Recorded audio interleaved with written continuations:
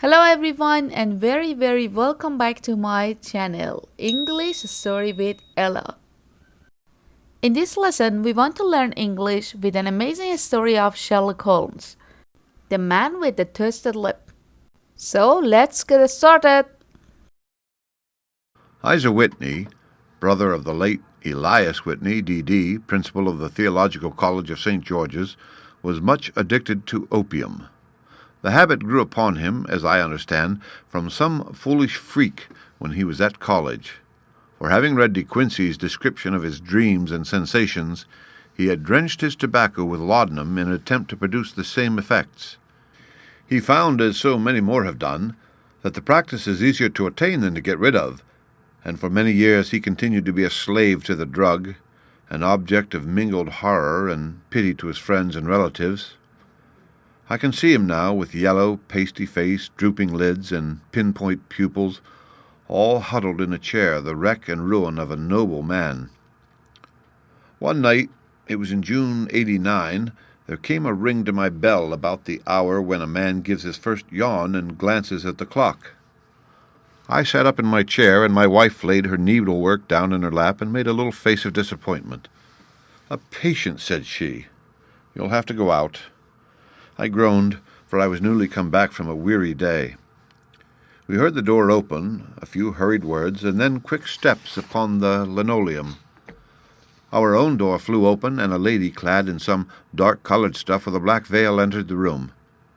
"You will excuse my calling so late," she began, and then, suddenly losing her self-control, she ran forward, threw her arms about my wife's neck, and sobbed upon her shoulder. "Oh, I'm in such trouble," she cried. "I do so want a little help." "Why," said my wife, pulling up her veil, "it is Kate Whitney." "How you startled me, Kate! I had not an idea who you were when you came in." "I didn't know what to do, so I came straight to you." That was always the way. Folk who were in grief came to my wife like birds to a lighthouse. "It was very sweet of you to come. Now, you must have some wine and water and sit here comfortably and tell us all about it. Or should you rather that I send James off to bed?" "Oh, no. I want the doctor's advice and help, too. It's about Isa. He has not been home for 2 days. I'm so frightened about him." It was not the first time that she had spoken to us of her husband's trouble. To me as a doctor, to my wife as an old friend and school companion, we soothed and comforted her by such words as we could find. Did she know where her husband was? Was it possible that we could bring him back to her? It seems that it was. She had the surest information that of late he had, when the fit was on him, made use of an opium den in the farthest east of the city. Hitherto his orgies had always been confined to one day, and he had come back twitching and shattered in the evening. But now the spell had been upon him 48 hours, and he lay there, doubtless amongst the dregs of the dock, breathing in the poison or sleeping off the effects. There he was to be found, she was sure of it, at the Bar of Gold in Upper Swandam Lane. But what was she to do? How could she, a young and timid woman, make her way into such a place and pluck her husband out from among the ruffians who surrounded him? There was the case, and of course there was but one way out of it. Might I not escort her to this place? And then, as a second thought, why should she come at all? I was Isa Whitney's medical adviser, and, as such, I had influence over him. I could manage it better if I were alone. I promised her on my word that I would send him home in a cab within 2 hours if he were indeed at the address which he had given me. And so in 10 minutes I had left my armchair and cheery sitting-room behind me, and was speeding eastward in a hansom on a strange errand, as it seemed to me at the time, though the future only could show how strange it was to be. But there was no great difficulty in the first stage of my adventure. Upper Swandam Lane is a vile alley, lurking behind the high wharves which line the north side of the river to the east of London Bridge. Between a slop shop and a gin shop, approached by a steep flight of stairs leading down to a black gap like the mouth of a cave, I found the den of which I was in search. Ordering my cab to wait, I passed down the steps, worn hollow in the centre by the ceaseless tread of drunken feet, and by the light of a flickering oil lamp above the door, I found the latch and made my way into a long, low room, thick and heavy with the brown opium smoke, and terraced with wooden berths like the forecastle of an emigrant ship. Through the gloom, one could dimly catch a glimpse of bodies lying in strange, fantastic poses, bowed shoulders, bent knees, heads thrown back and chins pointing upward, with here and there a dark, lack-lustered eye turned upon the newcomer. Out of the black shadows there glimmered little red circles of light, now bright, now faint, as the burning poison waxed or waned in the bowls of the metal pipes. The most lay silent, but some muttered to themselves, and others talked together in a strange, low, monotonous voice, their conversation coming in gushes, and then suddenly tailing off into silence, each mumbling out his own thoughts and paying little heed to the words of his neighbour. At the farther end was a small brazier of burning charcoal, besides which, on a three-legged stool, there sat a tall, thin, old man, with his jaw resting upon his two fists, and his elbows upon his knees, staring into the fire. As I entered, a sallow Malay attendant had hurried up with a pipe for me and a supply of the drug, beckoning me to an empty berth. "Thank you, I have not come to stay," said I. "There is a friend of mine here, Mr. Isa Whitney, and I wish to speak with him." There was a movement and an exclamation from my right, and peering through the gloom I saw Whitney, pale, haggard, and unkempt, staring out at me. "My God, it's Watson," said he. He was in a pitiable state of reaction, with every nerve in a twitter. "I say, Watson, what o'clock is it?" "Nearly 11. "Of what day?" "Of Friday, June the 19th. "Good heavens! I thought it was Wednesday." "It is Wednesday. What do you want to frighten a chap for?" He sank his face into his arms and began to sob in a high, treble key. "I tell you that it is Friday, man. Your wife has been waiting this 2 days for you. You should be ashamed of yourself." "So I am. But you've got mixed, Watson, for I have only been here a few hours, 3 pipes, 4 pipes, I forget how many. But I'll go home with you. I wouldn't frighten Kate, poor little Kate. Give me your hand. Have your cab?" "Yes, I have one waiting." "Then I shall go in it. But I must owe something. Find what I owe, Watson. I am all off colour. I can do nothing for myself." I walked down the narrow passage between the double row of sleepers, holding my breath to keep out the vile, stupefying fumes of the drug, and looking about for the manager. As I passed the tall man who sat by the brazier, I felt a sudden pluck at my skirt, and a low voice whispered, "Walk past me, and then look back at me." The words fell quite distinctly upon my ear. I glanced down. They could only have come from the very old man at my side, and yet he sat now as absorbed as ever, very thin, very wrinkled, bent with age, an opium pipe dangling down from between his knees as though it had dropped in sheer lassitude from his fingers. I took 2 steps forward and looked back. It took all my self-control to prevent me from breaking out into a cry of astonishment. He had turned his back so that none could see him but I. His form had filled out, his wrinkles were gone, the dull eyes had regained their fire, and there, sitting by the fire and grinning at my surprise, was none other than Sherlock Holmes. He made a slight motion to me to approach him, and instantly, as he turned his half-face round to the company, once more subsided into a doddering, loose-lipped senility. "Holmes!" I whispered.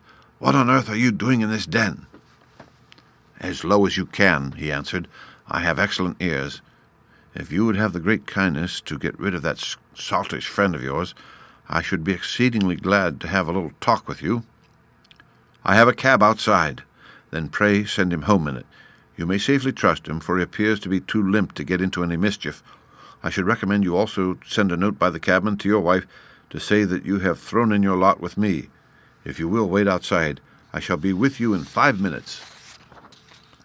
It was difficult to refuse any of Sherlock Holmes' requests, for they were always so exceedingly definite and put forward with such a quiet air of mastery.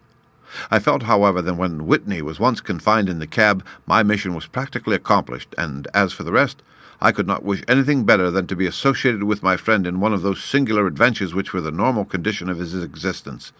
In a few minutes I had written my note, paid Whitney's bill, led him out to the cab, and seen him driven through the darkness. In a very short time a decrepit figure had emerged from the opium den, and I was walking down the street with Sherlock Holmes. For 2 streets He shuffled along with a bent back and an uncertain foot. Then, glancing quickly round, he straightened himself out and burst into a hearty fit of laughter. "I suppose, Watson," said he, "that you imagine that I have added opium smoking to cocaine injections and all the other little weaknesses on which you have favored me with your medical views?" "I was certainly surprised to find you there, but not more so than I to find you.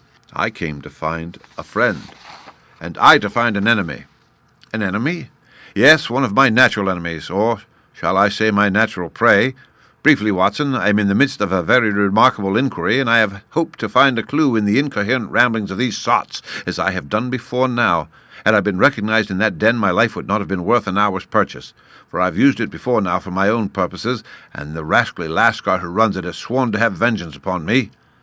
There is a trapdoor at the back of that building, near the corner of Paul's Wharf, which could tell some strange tales of what has passed through it upon the moonless nights." "What? You do not mean bodies?" "Aye, bodies, Watson. We should be rich men if we had £1,000 for every poor devil who has been done to death in that den.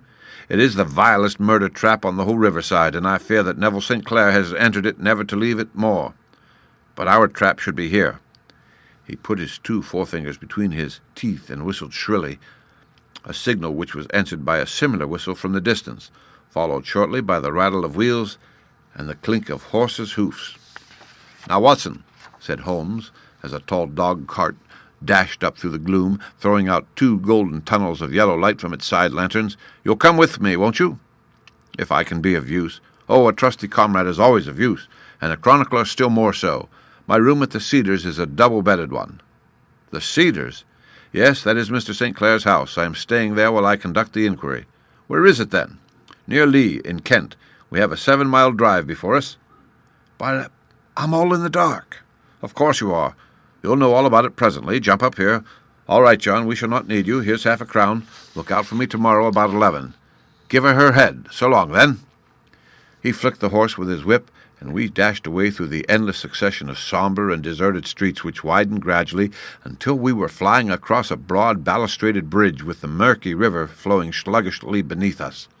Beyond lay another dull wilderness of bricks and mortar, its silence broken only by the heavy regular footfall of the policeman, or the songs and shouts of some belated party of revellers. A dull wrack was drifting slowly across the sky, and a star or two twinkled dimly here and there through the rifts of the clouds. Holmes drove in silence, with his head sunk upon his breast, and the air of a man who is lost in thought, while I sat beside him, curious to learn what this new quest might be which seemed to tax his powers so sorely, and yet afraid to break in upon the current of his thoughts. We had driven several miles, and were beginning to get to the fringe of the belt of suburban villas, when he shook himself, shrugged his shoulders, and lit up his pipe with the air of a man who has satisfied himself that he is acting for the best. "You have a grand gift of silence, Watson," said he. "It makes you quite invaluable as a companion. 'Pon my word, it is a great thing for me to have someone to talk to, for my own thoughts are not over-pleasant. I was wondering what I should say to this dear little woman tonight when she meets me at the door." "You forget that I know nothing about it. I shall just have time to tell you the facts of the case before we get to Lee. It seems absurdly simple, and yet somehow I can get nothing to go upon. There's plenty of thread, no doubt, but I can't get the end of it into my hand. Now, I'll state the case clearly and concisely to you, Watson, and maybe you can see a spark where all is dark to me." "Proceed, then." Some years ago, to be definite in May 1884, there came to Lee a gentleman, Neville St. Clair by name, who appeared to have plenty of money. He took a large villa, laid out the grounds very nicely, and lived generally in good style. By degrees he made friends in the neighborhood, and in 1887 he married the daughter of a local brewer, by whom he now has 2 children. He had no occupation, but was interested in several companies, and went into town as a rule in the morning, returning by the 5:14 from Cannon Street every night. Mr. St. Clair is now 37 years of age, is a man of temperate habits, a good husband, a very affectionate father, and a man who is popular with all who know him. I may add that his whole debts at the present moment, as far as we've been able to ascertain, amount to £88 10 while he has £220 standing to his credit in the capital and county's bank. There is no reason, therefore, to think that money troubles have been weighing upon his mind. Last Monday, Mr. Neville St. Clair went into the town rather earlier than usual, remarking before he started that he had 2 important commissions to perform, and that he would bring his little boy home a box of bricks. Now, by the merest chance, his wife received a telegram upon this same Monday, very shortly after his departure, to the effect that a small parcel of considerable value which she had been expecting was waiting for her at the offices of the Aberdeen Shipping Company. Now, if you are well up in your London, you will know that the office of the company is in Fresno Street, which branches out of Upper Swandam Lane, where you found me tonight. Mrs. St. Clair had her lunch, started for the city, did some shopping, proceeded to the company's office, got her packet, and found herself at exactly 4:35 walking through Swandam Lane on her way back to the station. Have you followed me so far? It is very clear. If you remember, Monday was an exceedingly hot day, and Mrs. St. Clair walked slowly, glancing about in the hope of seeing a cab, and as she did not like the neighborhood in which she found herself, while she was walking in this way down Swandam Lane, she suddenly heard an ejaculation, a cry, and was struck cold to see her husband looking down at her, and as it seemed to her, beckoning to her from a second-floor window. The window was open, and she distinctly saw his face, which she described as being terribly agitated. He waved his hands frantically to her, and then vanished from the window so suddenly that it seemed to her that he had been plucked back by some irresistible force from behind.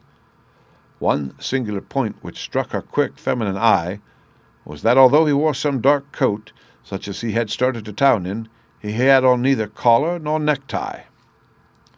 Convinced that something was amiss with him, she rushed down the steps, for the house was none other than the opium den in which you found me tonight, and running through the front door she attempted to ascend the stairs which led to the first floor. At the foot of the stairs, however, she met this Lascar scoundrel of whom I have spoken, who thrust her back, and aided by a Dane who acts as assistant there, pushed her out into the street. Filled with the most maddening doubts and fears, she rushed down the lane, and by rare good fortune met in Fresno Street a number of constables with an inspector, all on their way to their beat. The inspector and 2 men accompanied her back, and in spite of the continued resistance of the proprietor, they made their way to the room in which Mr. St. Clair had last been seen. There was no sign of him there. In fact, in the whole of that floor there was no one to be found save a crippled wretch of hideous aspect, who it seems made his home there. Both he and the Lascar stoutly swore that no one else had been in the front room during the afternoon. So determined was their denial that the inspector was staggered, and had almost come to believe that Mrs. St. Clair had been deluded, when, with a cry, she sprang at a small deal box which lay upon the table and tore the lid from it. Out there fell a cascade of children's bricks. It was the toy which he had promised to bring home. This discovery, and the evident confusion which the cripple showed, made the inspector realize that the matter was serious. The rooms were carefully examined, and results all pointed to an abominable crime. The front room was plainly furnished as a sitting room, and led into a small bedroom which looked out upon the back of one of the wharves. Between the wharf and the bedroom window is a narrow strip which is dry at low tide, but is covered at high tide with at least 4.5 feet of water. The bedroom window was a broad one and opened from below. On examination, traces of blood were to be seen upon the window-sill, and several scattered drops were visible upon the wooden floor of the bedroom. Thrust away behind a curtain in the front room were all the clothes of Mr. Neville St. Clair, with the exception of his coat. His boots, his socks, his hat, and his watch, all were there. There were no signs of violence upon any of these garments, and there were no other traces of Mr. Neville St. Clair. Out of the window he must have apparently gone, for no other exit could be discovered, and the ominous bloodstains upon the sill gave little promise that he could save himself by swimming, for the tide was at its very highest at the moment of the tragedy. And now, as to the villains who seemed to be immediately implicated in the matter, the Lascar was known to be a man of the vilest antecedents, but, as by Mrs. St. Clair's story, he was known to have been at the foot of the stair within a very few seconds of her husband's appearance at the window, he could hardly have been more than an accessory to the crime. His defense was one of absolute ignorance, and he protested that he had no knowledge as to the doings of Hugh Boone, his lodger, and that he could not account in any way for the presence of the missing gentleman's clothes. So much for the Lascar manager. Now for the sinister cripple who lives upon the second floor of the opium den, and who was certainly the last human being whose eyes rested upon Neville St. Clair. His name is Hugh Boone, and his hideous face is one which is familiar to every man who goes much to the city. He is a professional beggar, though, in order to avoid the police regulations, he pretends to be a small trader in wax vestas. Some little distance down Threadneedle Street, upon the left side, There is, as you may have remarked, a small angle in the wall. Here it is that this creature takes his daily seat, cross-legged with his tiny stock of matches on his lap, and as he is a piteous spectacle, a small rain of charity descends into the greasy leather cap which lies upon the pavement beside him. I have watched the fellow more than once before ever I thought of making his professional acquaintance, and I have been surprised at the harvest which he has reaped in a short time. His appearance, you see, is so remarkable that no one can pass by him without observing him. A shock of orange hair, a pale face disfigured by a horrible scar which by its contraction has turned up the outer edge of his upper lip, a bulldog chin, and a pair of very penetrating dark eyes which present a singular contrast to the color of his hair, all mark him out from amid the common crowd of mendicants, and so too does his wit, for he is ever ready with a reply to any piece of chaff which may be thrown at him by the passers-by.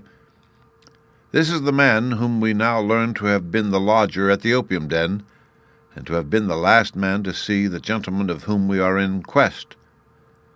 But a cripple, said I, what could he have done single-handed against a man in the prime of life? He is a cripple in the sense that he walks with a limp, but in other respects he appears to be a powerful and well-nurtured man. Surely your medical experience would tell you, Watson, that weakness in one limb is often compensated for by exceptional strength in the others. Pray, continue your narrative. Mrs. St. Clair had fainted at the sight of the blood upon the window, and she was escorted home in a cab by the police, as her presence could be of no help to them in their investigations.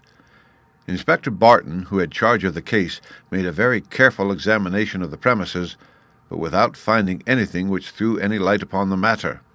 One mistake had been made in not arresting Boone instantly, as he was allowed some few minutes during which he might have communicated with his friend the Lascar, but this fault was soon remedied, and he was seized and searched without anything being found which could incriminate him.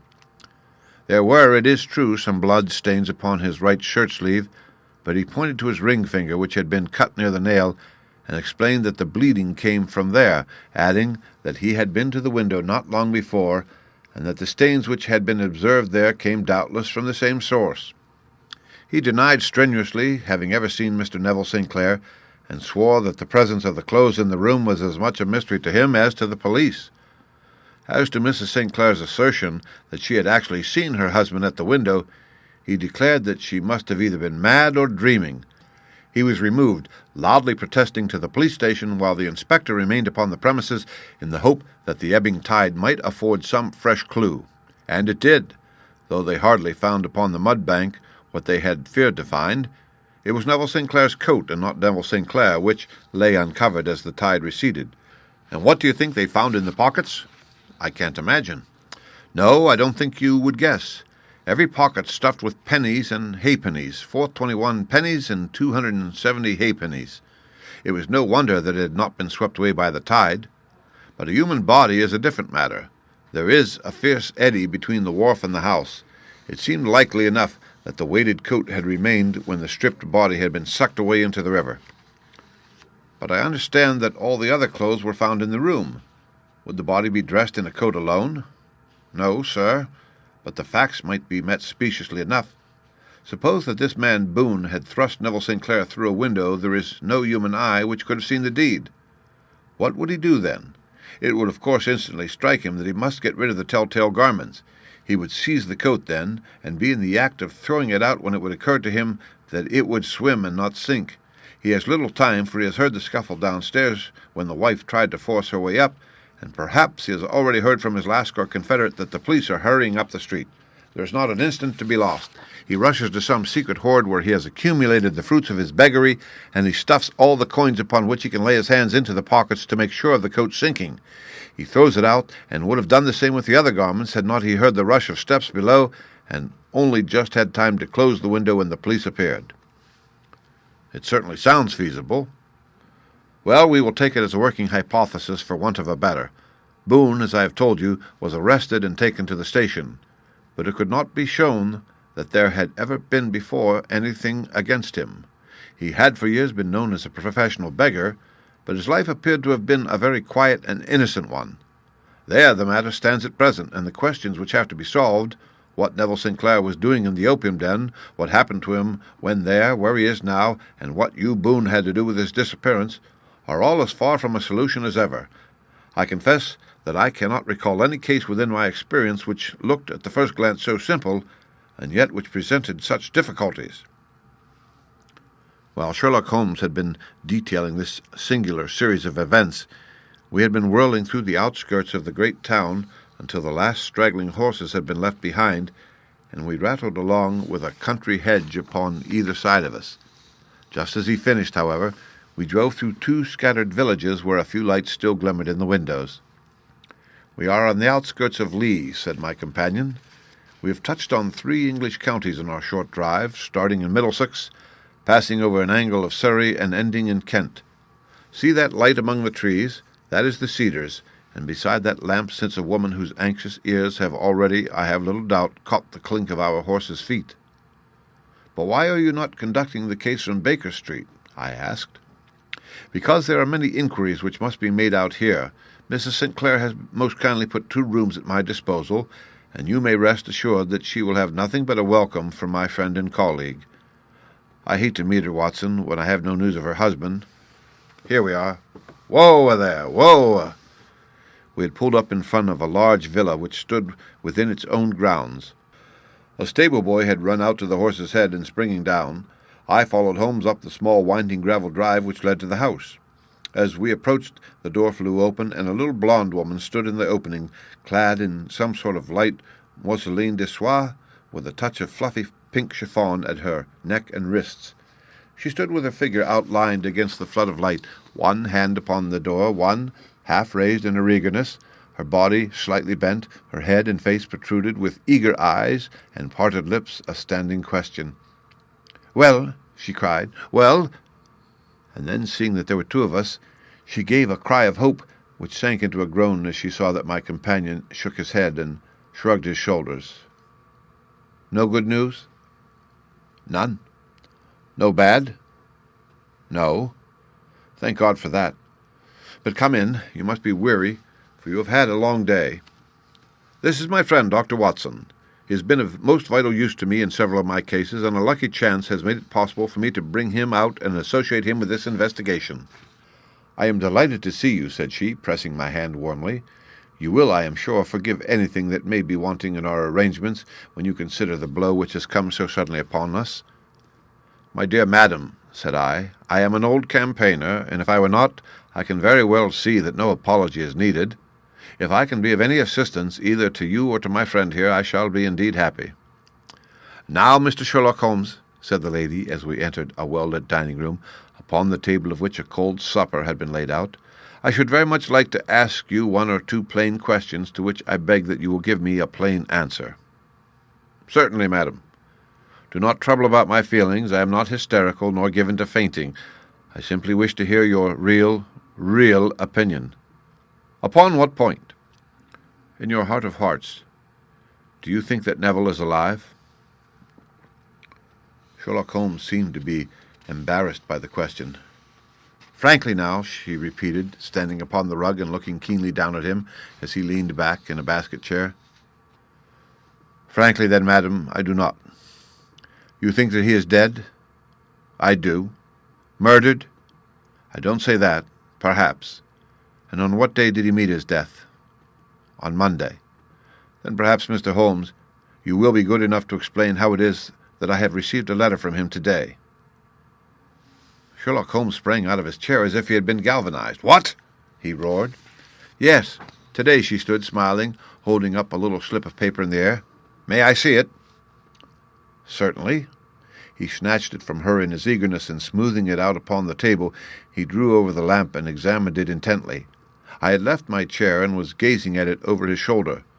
The envelope was a very coarse one, and was stamped with the Gravesend postmark, and with the date of that very day, or rather of the day before, for it was considerably after midnight. "Coarse writing," murmured Holmes. "Surely this is not your husband's writing, madam?" "No, but the enclosure is." "I perceive also that whoever addressed the envelope had to go and inquire as to the address." "How can you tell that?" "The name, you see, is in perfectly black ink, which has dried itself. The rest is of the grayish color, which shows that blotting paper has been used. If it had been written straight off and then blotted, none would be of a deep black shade. This man has written the name, and there has been there a pause before he wrote the address, which can only mean that he was not familiar with it. It is, of course, a trifle, but there is nothing so important as trifles. Let us now see the letter. Ha! There has been an enclosure here. Yes, there was a ring, his signet ring. And you are sure that this is your husband's hand? One of his hands? One? His hand when he wrote hurriedly. It is very unlike his usual writing, and yet I know it well. Dearest, do not be frightened. All will come well. There is a huge error which it may take some little time to rectify. Wait in patience. Neville. Written in pencil upon the fly-leaf of a book, octavo size, no watermark. Posted today in Gravesend by a man with a dirty thumb. Ha!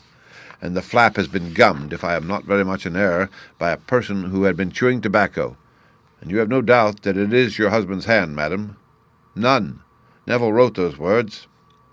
And they were posted today at Gravesend.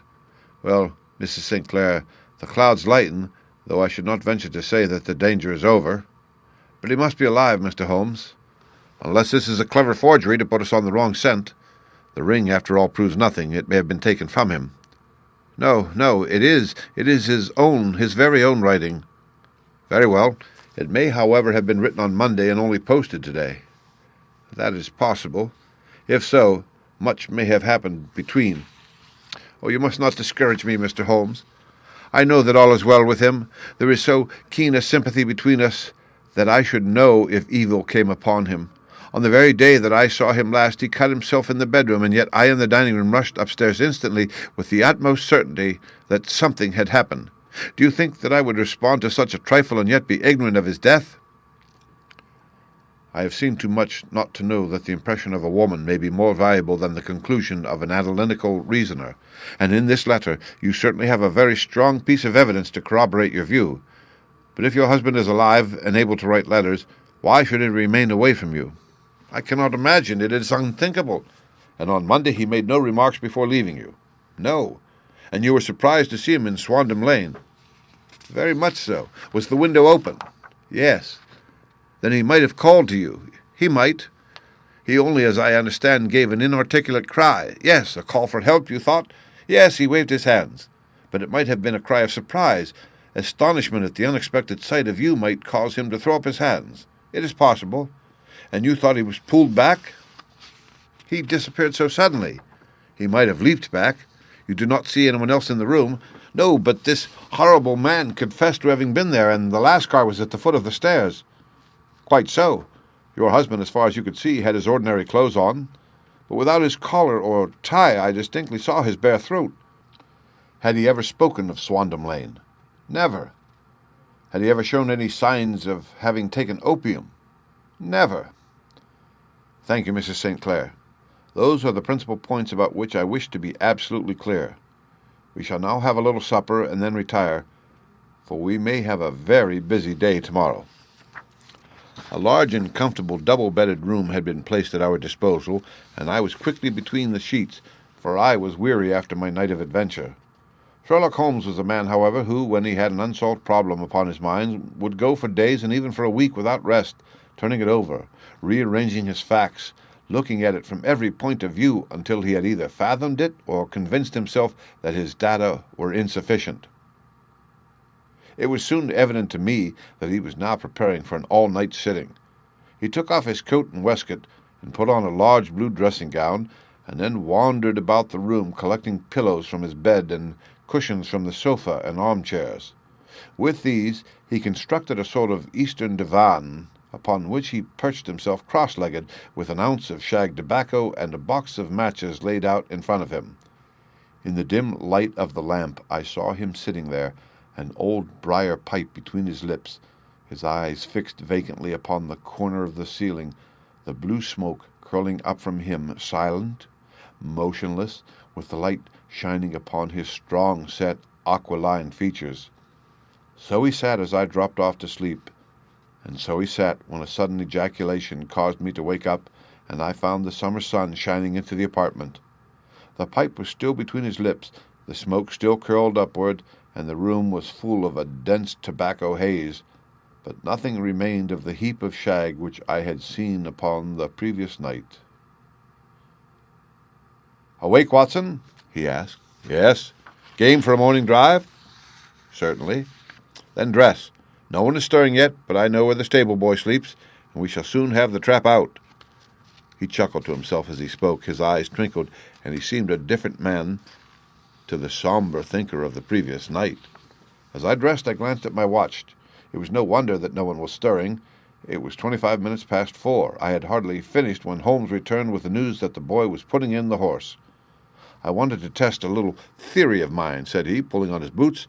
"I think, Watson, that you are now standing in the presence of one of the most absolute fools in Europe. I deserve to be kicked from here to Charing Cross, but I think I have the key of the affair now." "And where is it?" I asked, smiling. "In the bathroom," he answered. "Oh, yes, I'm not joking," he continued, seeing my look of incredulity. "I have just been there, and I have taken it out, and I have got it in this Gladstone bag. Come on, my boy, and we shall see whether it will not fit the lock." We made our way downstairs as quietly as possible and out into the bright morning sunshine. In the road stood our horse and trap, with the half-clad stable boy waiting at the head. We both sprang in, and away we dashed down the London road.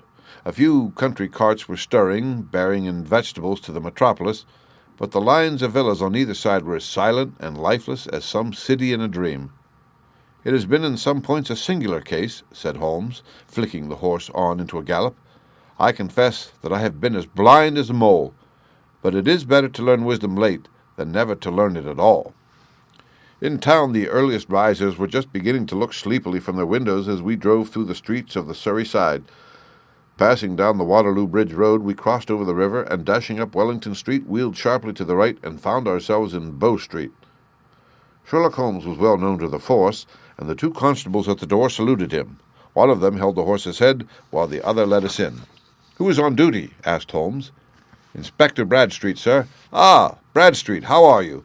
A tall, stout official had come down the stone-flagged passage in a peaked cap and frogged jacket. "I wish to have a quiet word with you, Bradstreet." "Certainly, Mr. Holmes. Step into my room here."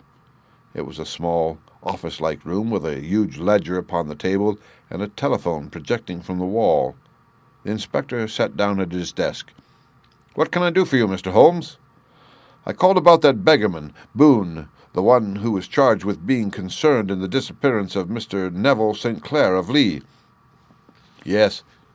He was brought up and remanded for further inquiries." "So I heard. You have him here?" "In the cells." "Is he quiet?"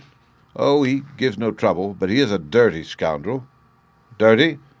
"Yes, it is all we can do to make him wash his hands, and his face is as black as a tinker's. Well, when once his case has been settled, he will have a regular prison bath, and I think if you saw him, you would agree with me that he needed it." "I should like to see him very much." "Would you? That is easily done. Come this way. You can leave your bag." "No, I think that I'll take it."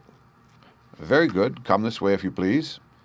He led us down a passage, opened a barred door, passed down a winding stair, and brought us to a whitewashed corridor with a line of doors on each side. "The third on the right is his," said the inspector. "Here it is." He quietly shot back a panel in the upper part of the door and glanced through. "He is asleep," said he. "You can see him very well." We both put our eyes to the grating. The prisoner lay with his face towards us in a very deep sleep, breathing slowly and heavily. He was a middle-sized man, coarsely clad as it became his calling, and with a coloured shirt protruding through the rent in his tattered coat. He was, as the inspector had said, extremely dirty, but the grime which covered his face could not conceal its repulsive ugliness. A broad weal from an old scar ran right across it from eye to chin, and by its contraction had turned up one side of the upper lip, so that 3 teeth were exposed in a perpetual snarl. A shock of very bright red hair grew low over his eyes and forehead. "He's a beauty, isn't he?" said the inspector. "He certainly needs a wash," remarked Holmes. "I had an idea that he might, and I took the liberty of bringing the tools with me." He opened the Gladstone bag as he spoke, and took out, to my astonishment, a very large bath sponge. "You are a funny one," chuckled the inspector. "Now, if you'll have the great goodness to open that door very quietly, we will soon make him cut a much more respectable figure." "Well, I don't know why not," said the inspector. "He doesn't look a credit to the Bow Street cells, does he?" He slipped the key into the lock, and we all very quietly entered the cell. The sleeper half turned and then settled down once more into a deep slumber. Holmes stooped to the water jug, moistened his sponge, and then rubbed it twice vigorously across and down the prisoner's face. "Let me introduce you," he shouted, "to Mr. Neville St. Clair of Lee in the county of Kent." Never in my life have I seen such a sight. The man's face peeled off under the sponge like the bark from a tree. Gone was the coarse brown tint. Gone, too, was the horrid scar which had seamed it across, and the twisted lip which had given the repulsive sneer to the face.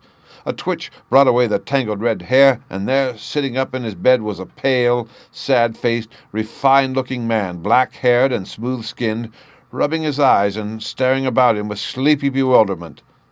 Then suddenly, realizing the exposure, he broke into a scream and threw himself down with his face to the pillow. "Great heavens!" cried the inspector. "It is indeed the missing man. I know him from the photograph." The prisoner turned with a reckless air of a man who abandoned himself to his destiny. "Be it so," said he, "and pray what am I charged with?" "With making away with Mr. Neville St. Oh, come, you can't be charged with that, unless they make a case of attempted suicide of it," said the inspector with a grin. "Well, I have been 27 years in the force, but this really takes the cake. If I am Mr. Neville St. Clair, then it is obvious that no crime has been committed, and that therefore I am illegally detained." "No crime, but a very great error has been committed," said Holmes. "You would have done better to have trusted your wife." "It was not the wife, it was the children," groaned the prisoner. "God help me, I would not have them ashamed of their father. My God, what an exposure! What can I do?" Sherlock Holmes sat down beside him on the couch and patted him kindly on the shoulder. "If you leave it to a court of law to clear the matter up," said he, "of course you can hardly avoid publicity. On the other hand, if you convince the police authorities that there is no possible case against you, I do not know that there is any reason that the details should find their way into the papers. Inspector Bradstreet would, I am sure, make notes upon anything which you might tell us and submit it to the proper authorities. The case would then never go into court at all." "God bless you!" cried the prisoner passionately. "I would have endured imprisonment, aye, even execution, rather than have left my miserable secret as a family blot to my children. You are the first who have ever heard my story. My father was a schoolmaster in Chesterfield, where I received an excellent education. I travelled in my youth, took to the stage, and finally became a reporter on an evening paper in London. One day my editor wished to have a series of articles upon begging in the metropolis, and I volunteered to supply them. There was the point from which all my adventures started. It was only by trying begging as an amateur that I could get the facts upon which to base my articles. When an actor, I had, of course, learned all the secrets of making up, and had been famous in the green room for my skill. I took advantage now of my attainments. I painted my face, and to make myself as pitiable as possible, I made a good scar and fixed one side of my lip in a twist by the aid of a small slip of flesh-colored plaster. Then, with a red head of hair and an appropriate dress, I took my station in the business part of the city, ostensibly as a match seller, but really as a beggar. For 7 hours I plied my trade, and when I returned home in the evening I found to my surprise that I had received no less than 26 shillings 4 pence. I wrote my articles, and thought little more of the matter until some time later I backed a bill for a friend and had a writ served upon me for £25. I was at my wits' end where to get the money, but a sudden idea came to me. I begged a fortnight's grace from the creditor, and asked for a holiday from my employers, and spent the time in begging in the city under my disguise. In 10 days I had the money and had paid the debt. Well, you can imagine how hard it was to settle down to arduous work at £2 a week, when I knew that I could earn as much in a day by smearing my face with a little paint, laying my cap on the ground, and sitting still. It was a long fight between my pride and the money, but the dollars won at last, and I threw up reporting and sat day after day in the corner which I had first chosen, inspiring pity by my ghastly face and filling my pockets with coppers. Only one man knew my secret.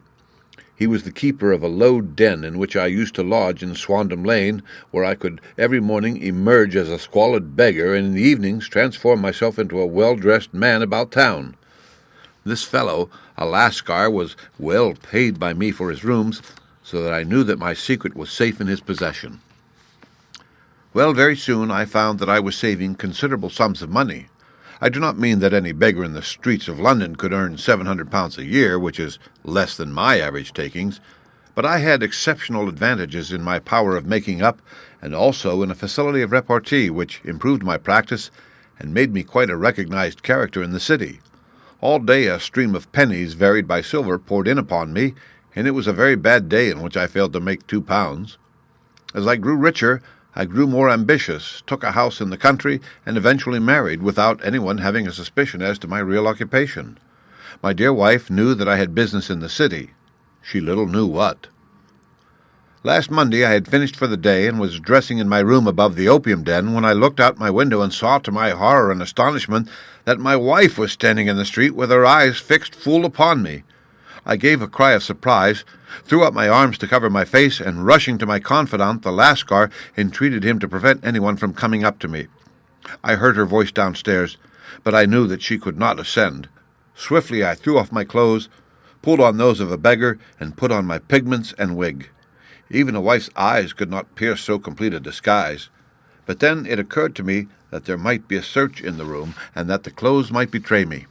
I threw open the window, reopening by my violence a small cut which I had inflicted upon myself in the bedroom that morning. Then I seized my coat, which was weighted by the coppers which I had just transferred to it from the leather bag in which I carried my takings. I hurled it out of the window, and it disappeared into the Thames. The other clothes would have followed, but at that moment there was a rush of constables up the stair, and a few minutes after I found, rather, I confess to my relief, that instead of being identified as Mr. Neville St. Clair, I was arrested as his murderer. I do not know that there is anything else for me to explain. I was determined to preserve my disguise as long as possible, and hence my preference for a dirty face. Knowing that my wife would be terribly anxious, I slipped off my ring and confided it to the Lascar at a moment when no constable was watching me, together with a hurried scrawl telling her that she had no cause to fear. "That note only reached her yesterday," said Holmes. "Good God, what a week she must have spent." "The police have watched this Lascar," said Inspector Bradstreet, "and I can quite understand that he might find it difficult to post a letter unobserved. Probably he handed it to some sailor customer of his who forgot all about it for some days." "That was it," said Holmes, nodding approvingly. "I have no doubt of it. But have you never been prosecuted for begging?" "Many times. But what was the fine to me?" "It must stop here, however," said Bradstreet. "If the police are to hush this thing up, there must be no more of Hugh Boone. I have sworn it by the most solemn oaths which a man can take. In that case, I think that it is probable that no further steps may be taken. But if you are found again, then all must come out. I am sure, Mr. Holmes, that we are very much indebted to you for having cleared the matter up. I wish I knew how you reach your results." "I reached this one," said my friend, "by sitting upon 5 pillows and consuming an ounce of shag. I think, Watson, that if we drive to Baker Street, we shall just be in time for breakfast."